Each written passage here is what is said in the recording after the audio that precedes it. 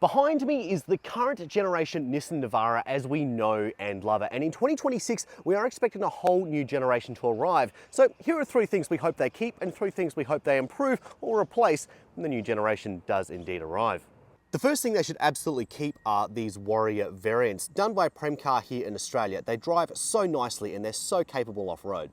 However, the first thing I think Nissan should improve on the next-gen Navara is the 4x4 system. This still runs a part-time 4x4 system, which is still fairly common across the segment, but it doesn't really give you much in the way of flexibility when it comes to the majority of your driving. So because it's a part-time 4x4 system, you can't use it on sealed surfaces, so you're driving around a rear-wheel drive car most of the time. And when you've got mud terrains on it, like I do at the moment, it can make it very slippery in the wet.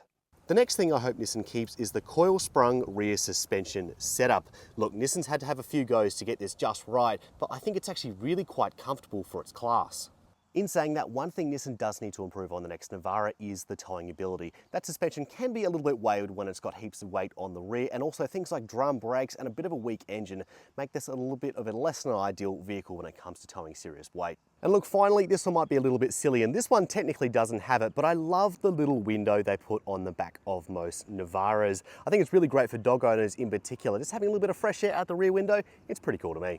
I also think Nissan needs to do a little bit more when it comes to interior comfort, starting with the seats. These are flat, they're sunken, and they're not very supportive on long drives. And if you're working all day, you don't want to go home with a sore back.